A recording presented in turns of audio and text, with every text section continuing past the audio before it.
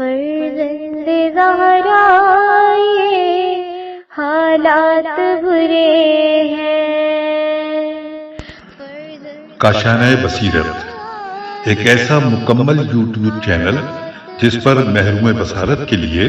بالخصوص اور تمام افراد کے لیے بالعموم سینکڑوں کی تعداد میں اسلامی کتب دستیاب ہیں۔ لہذا گزارش ہے کہ آپ اپنی ذمہ داری نبھاتے ہوئے کاشانۂ بصیرت کو سبسکرائب کرنے کے ساتھ ساتھ بیل آئیکن کو پریس کیجیے تاکہ آپ علم کے حصول کے ساتھ ساتھ مذہب اہل بیت کی اشاعت میں بھی اہم کردار ادا کرتے رہیں۔ کاشانۂ بصیرت، کاشانۂ بصیرت، کاشانۂ بصیرت۔ فرزند زہرا یہ حالات برے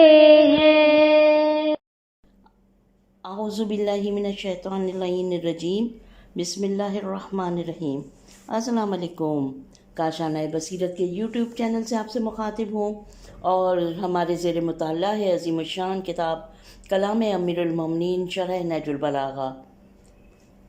جو تالیف ہے جو آیت اللہ العظمیٰ ناصر مکارم شیرازی کی، اور ترجمہ ہوا ہے زیر نگرانی مولانا سید شہنشاہ حسین نقوی۔ اس کی جلد چہارم یعنی 4th والیوم ہم پڑھ رہے ہیں اور اس کو پڑھتے ہوئے خطبہ نمبر 91 پہ ہیں، اور یہ شروع ہی 4تھا والیوم جو ہے خطبہ نمبر 91 سے ہی ہو رہا ہے۔ اس کے 21ویں حصے کو آج ہم انشاءاللہ پڑھیں گے۔ آئیے شروع کرتے ہیں۔ شروع ہو رہا ہے کچھ اس طرح، وقدر الارزقہ، اور ختم ہو رہا ہے اقرانہا، یہاں پر ختم ہو رہا ہے قاطعاً لمریری اقرانہا، یہاں پر ختم ہو رہا ہے۔ ترجمہ ہے اس کا، اللہ نے سب کی روزیاں معین کر رکھی ہیں، کسی کے لیے کم اور کسی کے لیے زیادہ، اور پھر انہیں تنگی اور وسعت کے اعتبار سے بھی تقسیم کر دیا، اور اس میں بھی عدالت کی رعایت کی تاکہ جسے چاہے اسے رزق کی فراخی یا رزق کی تنگی کے ذریعے آزمائے، اور اس کے ذریعے غنی کے شکر اور فقیر کے صبر کو آزمائے۔ یہ پیج نمبر 151 کا پیج نمبر 151 پہ آدھے پیج پر جو ہے وہ 20واں خطبہ تھا، اس کے 20واں حصہ تھا، اور اس کے کچھ سوال اور جواب تھے۔ 21واں اور باقیہ جو آدھا حصہ ہے اس پہ 21واں حصہ خطبہ نمبر 91 کا، اس کی عربی کی عبارت اور اردو ترجمے کا کچھ پارٹ۔ آئیے اب ہم آ جاتے ہیں پیج نمبر 152 پر، کہ جہاں پر بقیہ حصہ ہے اور شرح و تفسیر شروع ہو جاتی ہے یہاں سے۔ پھر اس نے رزق کی فراخی کے لیے فقر و فاقہ کے قطرات اور اسلام اور سلامتی کے ساتھ نت نئی آفتوں کے اندیشے اور خوشی اور شادمانی کی وسعت کے ساتھ غم و حزن کو گلوگیر پھندے بھی لگا رکھے۔ اس نے زندگی کی مدتیں مقرر کر دیں، کسی کو زیادہ اور کسی کو کم، اور کبھی آگے تو کبھی پیچھے رکھا، اور ان کی مدتوں کی رسیوں کی موت سے گرہ لگا دی ہے، اور وہ موت ان کو کھینچ کر لے جاتی ہے اور مضبوط رشتوں کو پارا پارا کر دیتی ہے۔ شرح و تفسیر۔ روزی امتحان کا بڑا ذریعہ ہے۔ امام خطبے کے اس حصے میں زندگی کے مختلف مراحل میں بندوں کی آزمائش کے 2 ذرائع کی جانب اشارہ فرماتے ہیں۔ سب سے پہلے فرماتے ہیں ترجمہ، اللہ نے سب کی روزیاں معین کر رکھی ہیں، کسی کے لیے کم اور کسی کے لیے زیادہ، اور پھر انہیں تنگی اور وسعت کے اعتبار سے بھی تقسیم کر دیا، چونکہ ممکن ہے یہ وہم پیدا ہو کہ بندوں کے درمیان اس قسم کا امتیاز برتنا عدل الہی کے خلاف ہے۔ اس لیے امام علیہ السلام بعد کے جملے میں فرماتے ہیں فعدل فیہا، یعنی اس نے عادلانہ طور پر رزق تقسیم کیا۔ عدالت کے معنی ہرگز مساوات اور برابری کے نہیں ہے، بلکہ عدالت یہ ہے کہ ہر شخص کو جتنی اس کی مصلحت ہو دیا جائے، جیسا کہ پیغمبر اکرم صلی اللہ علیہ وسلم کی حدیث میں آیا ہے کہ خداوند عالم فرماتا ہے، ترجمہ، میرے بعض مومن بندے ایسے ہیں جن کی اصلاح تنگ دستی کے بغیر ممکن نہیں، اگر میں انہیں غنی کر دوں تو وہ ان کے فاسد ہو جانے کا سبب بنے گا، اور میرے بعض بندے ایسے ہیں کہ تندرستی اور خوشحالی کے بغیر ان کی اصلاح نہیں ہو سکتی، اور اگر انہیں بیمار اور فقیر کر دوں تو ان کے فاسد ہونے کا سبب بن جائے گا، لہٰذا جو چیز ان کے حق میں بہتر اور مناسب ہوتی ہے انہیں عطا کرتا ہوں۔ پھر امام اس مطلب کی مزید وضاحت کے سلسلے میں فرماتے ہیں تاکہ جسے چاہے اسے رزق کی فراخی اور یا رزق کی تنگی کے ذریعے آزمائے، اور دوسرے لفظوں میں اس کے ذریعے غنی کے شکر اور فقیر کے صبر کو آزمائے۔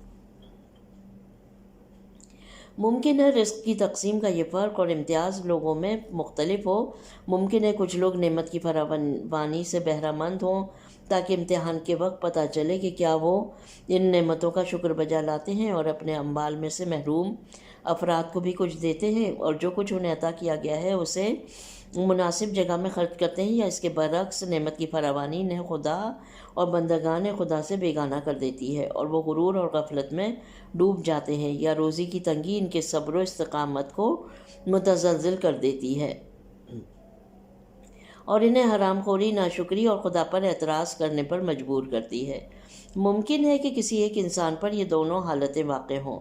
کسی وقت اس کے پاس مال و دولت کی فراوانی ہو اور کسی وقت وہ مفلس اور تنگ دست ہو جائے۔ یہ دونوں حالتیں خداوند عالم کی طرف سے آزمائش ہیں، شکر اور صبر کی آزمائش اور بے صبری اور بے تابی کی آزمائش۔ امام یہاں ایک نقطے کی طرف اشارہ فرماتے ہیں کہ تنگ دستی اور تبنگری، تندرستی اور بیماری ایک دوسرے سے اتنے بھی جدا نہیں ہیں کہ انسان ان میں سے کسی ایک حالت میں رہے، بلکہ یہ دونوں ایک دوسرے سے اتنے قریب ہیں کہ انسان کا ان میں سے کسی ایک پر فقط رہنا ممکن نہیں۔ چنانچہ فرماتے ہیں، مجھے اس نے رزق کی کشادگی کے ساتھ فقر و فاقہ کے خطرات اور سلامتی کے ساتھ نت نئی آفتوں کے اندیشے اور خوشی اور شادمانی کی وسعت کے ساتھ غم و حزن کے گلوگیر پھندے بھی لگا رکھے ہیں۔ بقول شاعر، ترجمہ، اے اپنے مال و جمال پر غرور نہ کرو، کیونکہ وہ نہ صرف ایک رات میں ختم ہو سکتا ہے اور یہ حسن بھی ایک بیماری اور بخار سے زائل ہو سکتا ہے۔ اچھا، یہاں پر لفظ خطبے کے اس حصے میں استعمال ہوا ہے اقابیل، جو کہ اقبولہ کی جمع ہے، اور اس کے معنی بیماری کے بعد ہونٹوں پر بیماری کے باقی رہ جانے والے اثرات کے ہیں، جیسے تب کے ختم ہو جانے کے بعد، تب یعنی بخار کے ختم ہو جانے کے بعد ہونٹوں پر نمودار ہونے والی سوجن۔ یہ تعبیر اس بات کی نشاندہی کرتی ہے کہ مصائب و مشکلات اور ان کی علامات خوشی اور راحت کے ساتھ ساتھ ہیں اور ان سے ہرگز جدا نہیں ہوتی ہیں، اور افراہی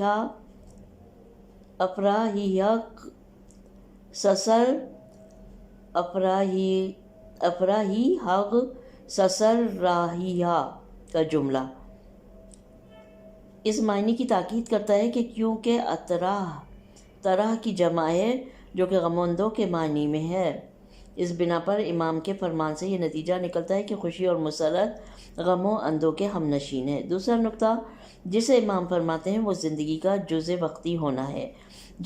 ہونا ہے، جسے بالآخر اختتام پذیر ہونا ہی ہے، خواہ جلدی یا تاخیر سے، اور وہ چیز جس سے کسی کے لیے جائے فرار نہیں وہ موت ہے۔ چنانچہ امام فرماتے ہیں، ترجمہ،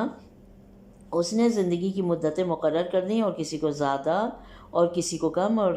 کبھی آگے تو کبھی پیچھے رکھا۔ اس کے بعد فرماتے ہیں کہ ان کی مدتوں کی رسیوں کو موت سے گرہ لگا دی اور وہ موت ان کو کھینچ کر لے جاتی ہے اور مضبوط رشتوں کو پارا پارا کر دیتی ہے۔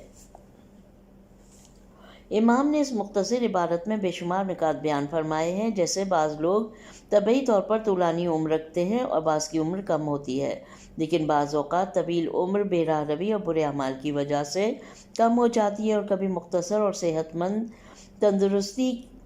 و تندرستی کے اصولوں کی رعایت کرنے کی وجہ سے یا نیک اعمال کے طفیل طولانی ہو جاتی ہے۔ اسی طرح امام نے اس نقطے کی طرف بھی اشارہ فرمایا کہ موت کے بے شمار اسباب ہیں، اور اگر انسان کسی ایک سبب سے بچ بھی جائے تو دوسرے سبب میں پھنس جائے گا، اور یہاں تک کہ دنیا کا طاقتور ترین فرد بھی موت سے بچ نہیں سکتا ہے۔ لہٰذا کوئی اپنی تندرستی، سلامتی، جوانی اور طاقت پر مغرور نہ ہو، اور ہر شخص پر لازم ہے کہ وہ اعمال صالحہ کے ہمراہ سفر آخرت کے لیے تیار ہو جائے۔ نہج البلاغہ کے بعض شارحین نے یہ امکان بھی ظاہر کیا ہے کہ تقدم اور تأخر سے مراد یہ ہے کہ خدا نے مصلحت کے پیش نظر بعض افراد کو گزشتہ زمانے میں خلق کیا اور زمانے کے لحاظ سے انہیں مقدم رکھا، اور بعض دوسروں کو بعد میں آنے والے زمانے میں خلق فرمایا، لیکن پہلے معنی زیادہ موزوں اور مناسب تر ہے۔ نقطے میں ہٹیں گے، کیا ہر شخص کا رزق مقدر اور معین ہے؟ مقدر و معین ہے، یہ سوالیہ نشان ہے اس کے آگے۔ آئیے آگے بڑھتے ہیں کہ کیا لکھتے ہیں اس سلسلے میں۔ درجہ بالا عبارت کے علاوہ بہت سی قرآنی آیات اور روایات سے انسان کے رزق کا مقدر ہونا معلوم ہوتا ہے، اور مختلف کتابوں میں رزق کی فراوانی اور تنگی کو مشیت الہی سے منسوب کیا گیا ہے تاکہ وہ اپنے بندوں کو آزما لے۔ بالفاظ دیگر اللہ نے ہر فرد کو مصلحت کے مطابق عطا کر دیا ہے، اور جتنا ہر فرد کے حق میں بہتر تھا مقرر کر دیا ہے۔ ان تعبیرات سے کئی سوالات جنم لیتے ہیں۔ پہلا سوال، اگر ایسا ہی ہے تو پھر رزق و روزی کے لیے تلاش و کوشش کیا معنی اور مفہوم رکھتے ہیں؟ پھر تو تلاش اور کوشش بے سود ہے۔ دوسرا سوال، اس قسم کی سوچ کے باعث معاشرے کی اجتماعی ترقی اور سرگرمیاں تعطل کا شکار ہو جائیں گی، اور معاشرہ بھی پسماندگی کا شکار ہو جائے گا۔ ایسا معاشرہ کہ جسے پرجوش اور پر امید انداز میں وسیع سرگرمیاں انجام دینی چاہیے، اور کسی بھی میدان میں غیر مسلم معاشرے سے پیچھے نہیں رہنا ہے۔ قرآن مجید میں ارشاد ہو رہا ہے، ہم نے تو ان کے درمیان ان کی روزی دنیاوی زندگی میں بانٹ ہی دی ہے، اور ایک کے دوسرے پر درجے بلند کیے۔ یہ ہے سورہ زخرف کی آیت نمبر 32۔ ان سوالات کے جوابات اسلامی روایات میں دیے جا چکے ہیں۔ اگر ان پر غور کیا جائے تو کسی قسم کا ابہام باقی نہیں رہے گا۔ نہج البلاغہ میں امیر المومنین کے کلام میں ہم پڑھتے ہیں یا امام کہتے ہیں کہ رزق دو طرح کا، ایک وہ رزق ہے جس کے پیچھے تمہیں جانا پڑتا ہے، اور دوسرا رزق ہے جو تمہیں تلاش کرتا ہے، چاہے تم اس کے لیے محنت کرو یا نہ کرو، وہ تلاش کرتا ہوا تم تک پہنچ جائے گا۔ حقیقت بھی یہی ہے کہ رزق کا اہم ترین حصہ وہ چیز ہے جس کے لیے ضروری ہے کہ انسان خود کوشش کرے، اپنی توانائی اور صلاحیتوں کو بروئے کار لائے، اس کے بغیر اسے رزق حاصل نہیں ہوگا۔ لیکن رزق کی ایک تقسیم وہ ہے جسے خواہ نہ خواہ انسان تک پہنچنا ہے، اور انسان پر اس بات کو عیاں کرنا ہے کہ رزق کے لیے جستجو کرنا اگرچہ بہت اہم عامل ہے، لیکن خدا کی رزاقیت اسی پر منحصر نہیں، اور ہمیں ہر حال میں اور ہمیشہ اسی ذات سے لو لگانی چاہیے، اور ہر نعمت کو اسی کی عطا سمجھنا چاہیے۔ دوسری روایت میں امام صادق علیہ السلام فرماتے ہیں، جن 4 لوگوں کی دعائیں قبول نہیں ہوتی ان میں سے ایک وہ بیکار آدمی ہے جو گھر میں بیٹھا دعا کرتا ہے کہ خدایا مجھے روزی عطا فرما۔ ملائکہ اس سے کہتے ہیں کہ تمہاری یہ دعا مستجاب نہیں ہوگی، اٹھو اور حصول رزق کے لیے محنت کرو، زحمت اٹھاؤ اور جدوجہد کرو۔ اس کے علاوہ تقدیرات الہی بہت سے مواقع پر ہماری تدبیروں اور کوششوں کے ساتھ ہم آہنگ ہوتی ہیں۔ مثال کے طور پر خدا نے یہ مقدر کر دیا ہے کہ وہ لوگ جو زیادہ محنت کرتے ہیں انہیں زیادہ حصہ ملنا چاہیے، اور جو لوگ سستی کرتے ہیں اور محنت سے جی چراتے ہیں انہیں کم ملنا چاہیے۔ تقدیر اور تدبیر کی یہ ہم آہنگی ان افراد کے لیے واضح جواب ہے جو تقدیر کے بہانے تدبیر اور کوشش سے دور بھاگتے ہیں اور سستی اور کاہلی کو اپنا وتیرہ بنا لیتے ہیں۔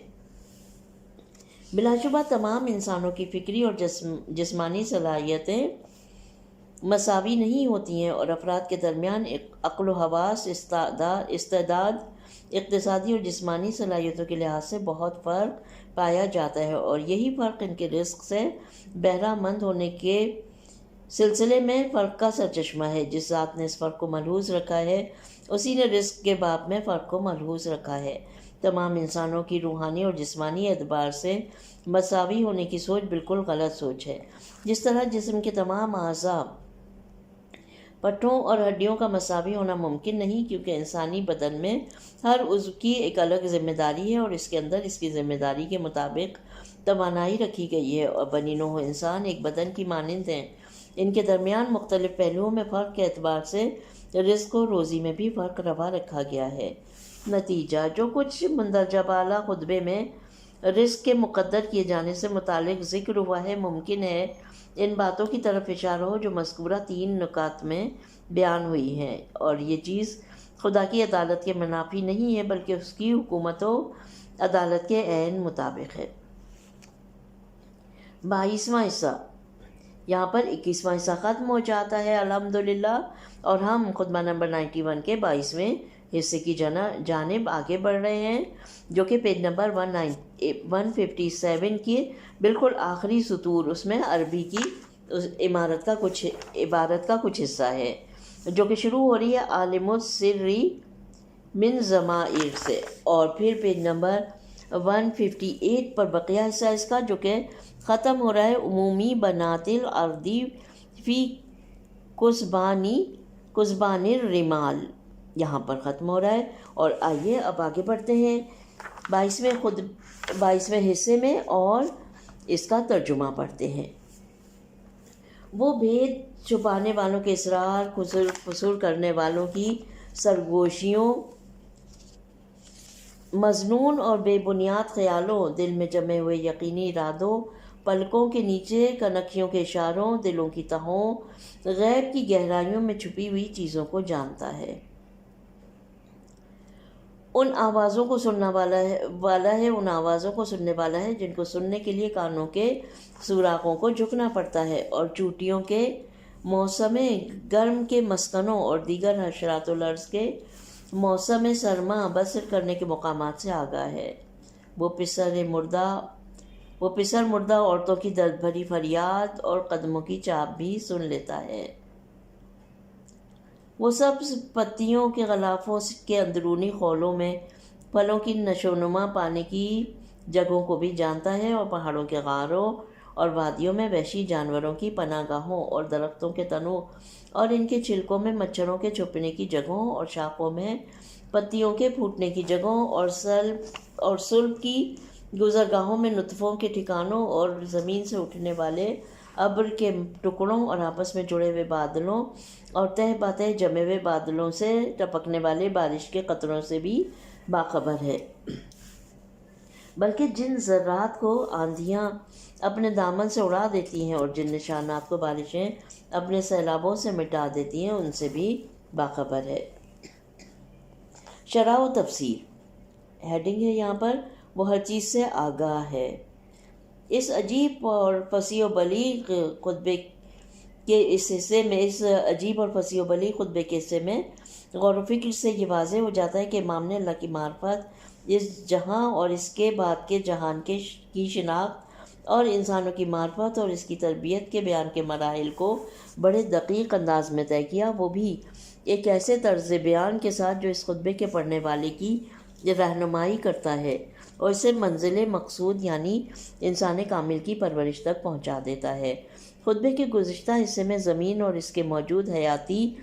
ذرائع، پھر آدم کی خلقت اور بہشت میں ان کے ساتھ پیش آنے والے عبرت انگیز ماجرے، اور پھر زمین پر اتارے جانے کی رودات کو بیان کرنے کے بعد رزق کی تقسیم، موت کے مقرر ہونے اور زندگی کے اختتام کو بہت دقیق انداز میں بیان کیا گیا ہے۔ ان بحثوں کی تکمیل کے لیے امام خطبے کے اس حصے میں خدا کے علم کی گہرائی اور وسعت کو بیان کر فرماتے ہیں، اور وہ بھی ایسی دقت، ظرافت اور باریک بینی کے ساتھ کہ جس سے انسان یہ احساس کرتا ہے کہ تمام کائنات خدا کے سامنے موجود ہے، اور اس کی تمام حرکات و سکنات اس کے روبرو انجام پا رہی ہیں۔ یہ وہی احساس ہے جو انسانی تربیت کی اساس خوبیوں کی جانب تحریک دینے اور برائیوں سے دور ہونے کا باعث ہے۔ امام فرماتے ہیں، وہ بھید چھپانے والوں کے اسرار، قصور کرنے والوں کی سرگوشیوں، مظنون اور بے بنیاد خیالوں، دل میں جمے ہوئے یقینی ارادوں سے باخبر ہے۔ در حقیقت جو چیز ذہن میں خطور کرتی ہے وہ کبھی حقیقت ہوتی ہے تو کبھی وہم اور گمان، کبھی قطعی ارادہ تو کبھی شک و تردد ہے، اور یہ چیزیں کبھی تو خود انسان کے باطن سے جنم لیتی ہیں تو کبھی دوسروں کی رازدارانہ گفتگو سے۔ خدا ان سب سے باخبر ہے۔ پھر امام فرماتے ہیں، وہ پلکوں کے نیچے کنکھیوں کے اشاروں، دلوں کی تہوں اور غیب کی گہرائیوں میں چھپی ہوئی چیزوں کو جانتا ہے، اور ان آوازوں کو سننے والا ہے جن کو سننے کے لیے کانوں کے سوراخوں کو جھکنا پڑتا ہے۔ انسان کی عقل، آنکھ اور کان اس کے علم کے اہم ترین ذرائع میں سے ہے، جیسا کہ قرآن مجید میں آیا ہے۔ ترجمہ ہے، خدا ہی نے تمہیں تمہاری ماؤں کے پیٹوں سے نکالا جب تم بالکل ناسمجھ تھے، اور تم کو کان دیے اور آنکھیں عطا کیں، دل عنایت کیے تاکہ تم شکر کرو۔ یہ ہے سورہ مبارکہ نحل کی آیت نمبر 78۔ یہ تمام ذرائع خدا کے دائرۂ قدرت میں ہیں۔ اسی بنا پر وہ انسانوں کے تمام رازوں سے واقف ہے۔ اسی بنا پر وہ انسان کے تمام رازوں سے باخبر ہے۔ اس کے بعد امام انسان کے باطن کے بیان کے بعد موجودات دنیا کے مختصر الوجود مخلوقات کا تذکرہ فرماتے ہیں۔ چوٹیوں کے موسم گرما کے مسکنوں اور دیگر حشرات الارض کے موسم سرما کے بسر کرنے کے مقامات سے آگاہ ہے۔ وہ پسر مردہ عورتوں کی درد بھری فریاد اور قدموں کی چاپ بھی سن لیتا ہے۔ چوٹیوں کے موسم گرما کے ٹھکانوں کا خصوصی طور پر ذکر اس لیے ہے کہ گرمیوں میں ان کی چھوٹی سی دنیا میں گہما گہمی اور جوش و خروش پایا جاتا ہے، جو کہ انسان کو ایک توانائی اور جد و جہد والے معاشرے جو خاص نظم و تدبیر کا حامل ہو کی یاد دلاتا ہے۔ حشرات الارض کے سردیوں کے ٹھکانوں کا خصوصیت کے ساتھ ذکر اس لیے ہے کہ اس موسم میں گہری نیند کے مزے لیتے ہیں۔ کبھی تو اس نیند کا دورانیہ کئی ماہ طولانی ہو جاتا ہے، جو کہ سردیوں کی نیند کے نام سے مشہور ہے۔ اس موسم میں ان کے گھروں میں قبرستان کی سی خاموشی کا راج ہوتا ہے، لیکن اس کے باوجود یہاں زندگی سانس لے رہی ہوتی ہے۔ غمزدہ عورتوں کا نالہ و شیون اور قدموں کی چاپ کا خصوصیت کے ساتھ ذکر اس لیے کہ ان میں سے ہر ایک کی اپنی مخصوص آواز ہے اور ایک جدا گانہ حقیقت کو بیان کر رہے ہوتے ہیں۔ ایک اندرونی سوز و علم کی حکایت کرتا ہے تو دوسرا رازداری اور احتیاط کی۔ خلاصہ کلام یہ ہے کہ اللہ کا علم تمام چیزوں کا احاطہ کیے ہوئے ہے۔ امام خوبصورت اور دلچسپ پیرائی میں لطیف و نازک اور پیچیدہ امور اور ان سب پر پروردگار عالم کے علم کے احاطے کو بیان کرتے ہوئے فرماتے ہیں، وہ سبز پتیوں کے غلافوں میں، اندرونی خولوں میں پھلوں کی نشو نما پانے کی جگہوں کو بھی جانتا ہے، اور پہاڑوں کے غاروں اور وادیوں میں وحشی جانوروں کی پناہ گاہوں اور درختوں کے تنوں اور ان کے چھلکوں میں مچھروں کے چھپنے کی جگہوں اور شاخوں میں پتیوں کے پھوٹنے کی جگہوں اور سلب کی گزرگاہوں میں نطفوں کے ٹھکانوں سے بھی باخبر ہے۔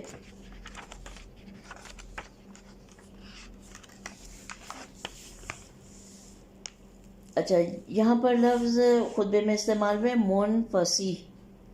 کی تعبیر، جو کہ وسیع جگہ کے معنی میں ہے، اس نقطے کی جانب اشارہ ہے کہ خداوند عالم نے پھلوں کی پرورش کے لیے کلیوں کے اندر اتنی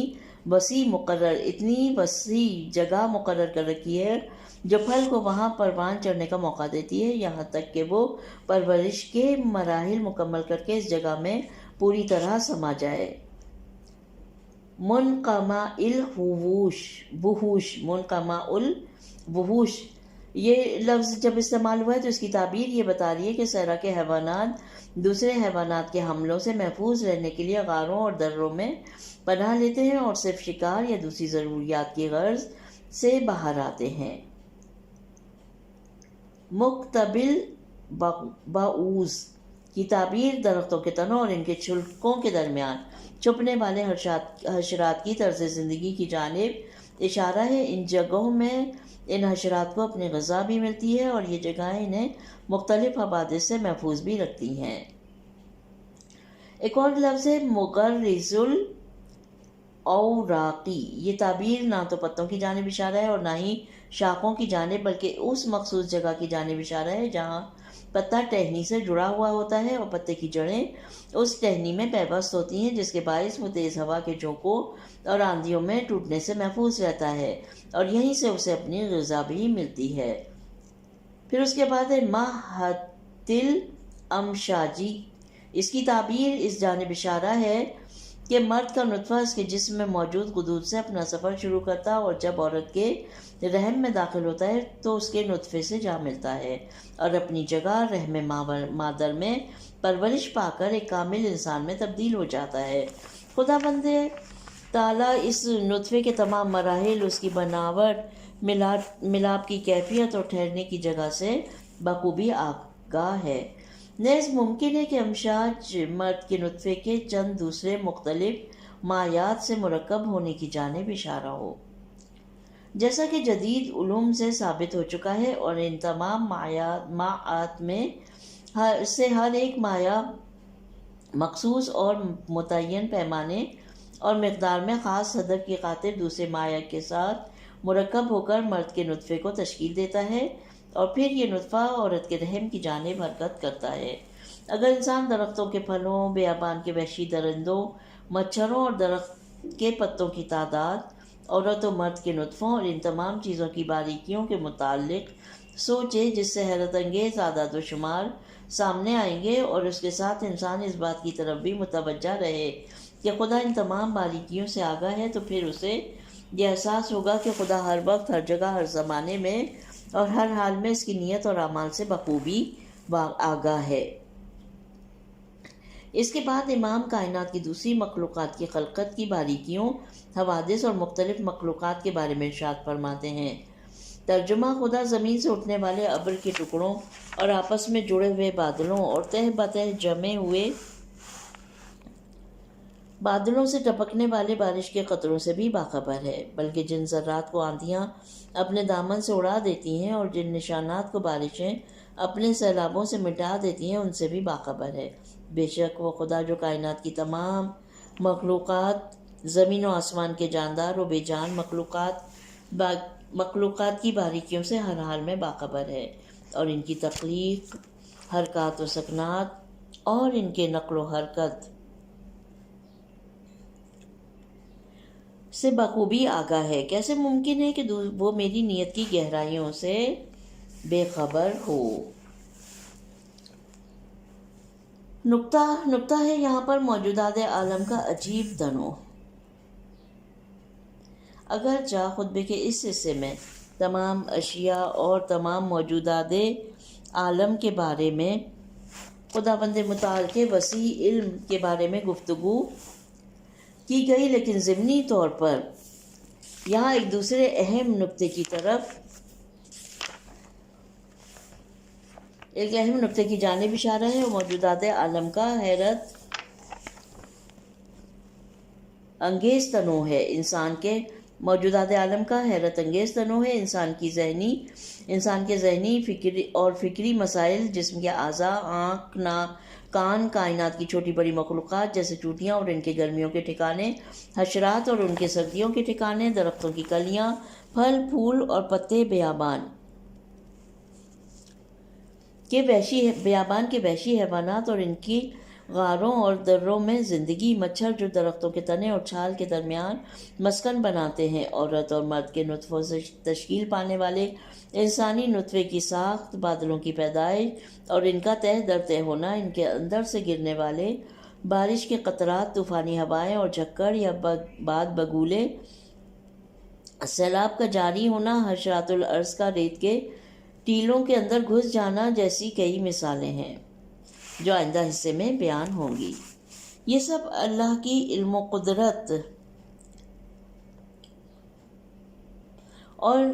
خلاقیت کی آئینہ دار ہے، اور جس قدر انسان ان میں غور و فکر کرے، خداوند کریم کی عظمت اور علم سے متعلق اس کے خداوند کریم کی عظمت اور علم کے متعلق اس کی آگاہی میں اضافہ ہوگا، اور وہ دل کے کانوں سے ان تمام موجودات کی تسبیح و تحلیل کی گنگناہٹ سن پائے گا، اور تمام عالم میں اس کے شور و غل کی گونج کو محسوس کرے گا، اور وہی افراد اسے محسوس کر سکتے ہیں جو اسے محسوس کرنے کی قدرت رکھتے ہیں۔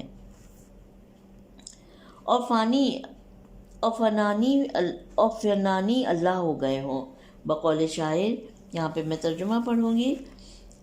عالم مادی کو چھوڑ کر جان آفرین کے سپرد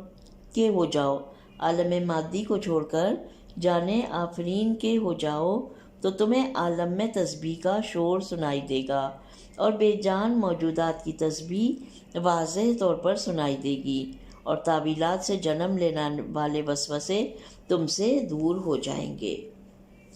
یہاں خطبہ نمبر 91 کا 22واں حصہ بھی ختم ہو جاتا ہے. اس کے بعد ہے 23واں اور 24واں. 24 حصے ہیں اس خطبے کے. عظیم الشان اور طویل ترین خطبہ ہے نہج البلاغہ کا، اور مولا کا یہ عظیم کلام توحید پر بہترین کلام ہے. خداوند عالم سے ہمارے رابطے کو مضبوط کرنے کے لیے یہ بہترین کلام ہے. پروردگار عالم سے دعا یہ ہے کہ اس کلام کو پڑھنے کے نتیجے میں ہماری توفیقات میں اضافہ فرمائے اور ہمارے رابطے کو مضبوط اور مضبوط اور مضبوط تر کرتے جائے ذات خداوندی سے. بہرحال اس بات کے لیے بھی ہم تجھ سے ہی دعا مانگتے ہیں. یہ تیری ہی تو دی ہوئی توفیق ہے کہ ہم آج کلام امیر المومنین سے استفادہ کر رہے ہیں اور توحید جیسے موضوع کو اتنے دقیق اور اتنے گہرے انداز میں ہم پڑھ رہے ہیں. الحمدللہ. خداوند عالم سے دعا ہے کہ وہ ہماری اس کوشش کو، ہماری اس کاوش کو اپنی بارگاہ میں قبول اور مقبول فرمائے. ربنا تقبل منا انک انت السمیع العلیم. جلد ہی آپ سے اس خطبے کے 23ویں حصے کے ساتھ ملتے ہیں. اپنا بہت خیال رکھیں. خدا حافظ.